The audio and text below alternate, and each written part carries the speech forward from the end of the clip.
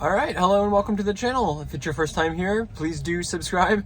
We are here in the Tesla today and we've got a great solution for sunny days where the inside of the Tesla gets really heated up.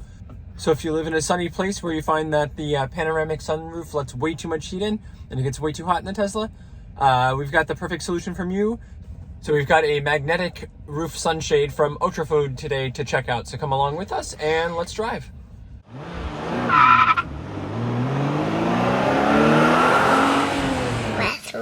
All right, so we've tested out a couple of different sunshades here on the channel, and I've had a couple that I like and we've been using, but the one downside with them is that installation removal is a little bit of a process. Like, it can usually take a couple of minutes. What's cool about this one that we've got today is it has these magnetic clips that are gonna go up there and can stay up there, and then the sunshade itself just attaches to that and it makes it super easy to put up and down.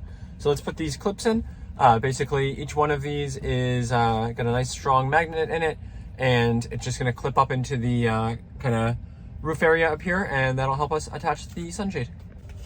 All right, so here's our sunshade itself. We got this nice gray color that matches the interior quite well. Yeah. All right, so here's just the one piece of it expanded, and you can see it's nice and big. We've got this nice reflective material on here, and it's even got a label over here that says front, this side up, so that way you know we're installing it the right way. And Daddy, we'll get this lined up. All right, so we've got this little magnetic clip up there, and that was nice and easy. It just wedges in between the liner and the glass roof. If you need it, you have this little tool here to kind of help pry it down and make it easier to slide in. And then that's got the magnets on it to hold the sunshade in place. All right, and here's our back one. So, whoop. All right, and then we've got the clips in here, so let's just pop this right in. Ooh, Dad. All right, are you gonna help? All right. Up. All right, and there we go. Just magnetically clips right on there. Super easy and nice and secure. So there, now we have really good sun protection, which is great because we're in that part of the winter now when the sun can just beat on through here, and even when it is cold outside, you come back to the car and it is roasting hot in here. So this will be great for us, and we're gonna be leaving the car out in the sun while we ski today. So let's see how it is when we come back to it. All right, great day skiing yet again. This kept us really nice and cool in here despite some strong sun today. And now here's the cool part. So Daddy, with the magnets, we just pull it down and boop, right off. If we want to put it back up, 1 second, 2 hands might be necessary. All right, could not be any simpler. Daddy, why this? All right, and best part of the day, I'd say probably my favorite brewery was there. Fiddlehead, with all this merch and swag. And all I had to do was get a beer.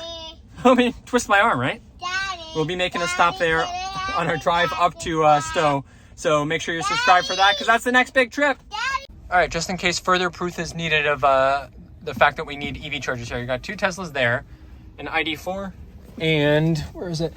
Back here, we have a Subaru Solterra, which that's an interesting choice. All right, so if you are interested in picking up one of these bad boys for yourself, especially if you live in a hot, sunny climate. No, you're a good boy. Especially if you're in a hot climate with a lot of sun. I can see this in the Southwest, especially Texas, Florida, those spots, but really anywhere.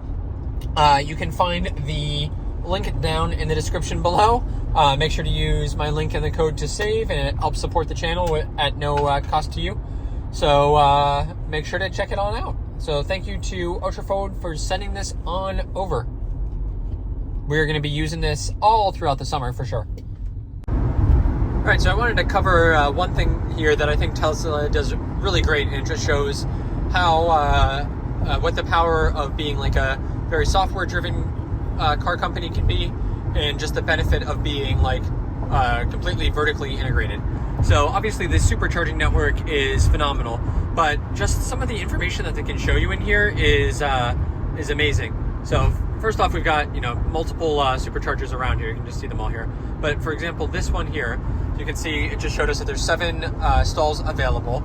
And what is even cooler now, they show you how many stalls will be available when you arrive there, based off of how far away you are, the cars that are charging there now, how much time they have left, and then other cars that are en route. So you can see there are 0 other cars en route right now. So there are 10 stalls there. It's 150 kilowatts max, and shows me the payment, busy times, all of the different costs at different times of the day. And there is no other EV manufacturer that offers this much information. And now I know, like, obviously Tesla owns all of this stuff, which is the reason that they can do it. But to be fair, Volkswagen is very closely affiliated with Electrify America, and you don't have anywhere near this much information in there. Even our Rivian, it'll show the chargers, and there are some that it shows like how many are available and how many, like what the actual capacity is. It also shows some of the speeds, but it is, they're kind of at the behest of like the APIs that are offered by all of these different charging networks, and those are not fantastic. So like the charging speed is often inaccurate, doesn't often show you exactly how many stalls are available a lot of the times, doesn't show you if any are out of order or not. And so this is just incredible because it's always right and it has all of this information. Even more than that, they even show you here like pictures, so you can know kind of what it's going to look like and what to expect there, what some of the like food and shopping and stuff options will be around there. So this is just awesome. So look, I can even find like what restaurants are around there. Super cool, and I wish that other manufacturers would do this. Like I said, even in our Rivian, it's like sort of close, but not anywhere near this good. I just find that like I can't really trust it, and a lot of times when I'm driving I have to like cross-reference with the Electrify America app to see what's actually available, or Google Maps to see like what food's there, or go to PlugShare to know if things are actually like working or not. So this is fantastic, and I don't give Tesla a ton of credit on a lot of other things. Case in point, our window trim back here is like starting to come off, and I can stick my finger like through the window and we're getting noise through there, which is not awesome. But they do such a good job like with the supercharging network and the integration into the cars here. I'll also be very interested to see how this works as other manufacturers move to NACS and have the ability to charge at the Tesla superchargers. I would expect, like Rivian or Lucid, where they do a really good job like updating the software. I'm sure that we'll be able to see them on here quickly, because Rivian already shows the Tesla chargers with the Magic Dock and like accommodates them when you're doing route planning. But I wonder if they're actually going to have like the availability and some of these more advanced features, like how many stalls are going to be available when you get there and everything.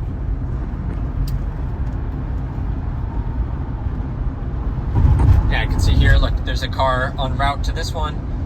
You can see it's less busy than normal, and here's the pricing, which is actually quite competitive.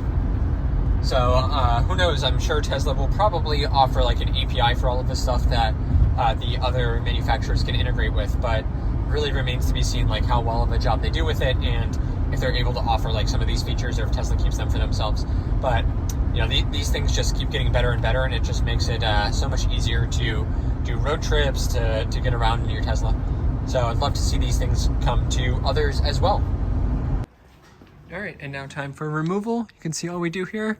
There's actually a little taggy up here, so we can just pull that right on down, and super simple.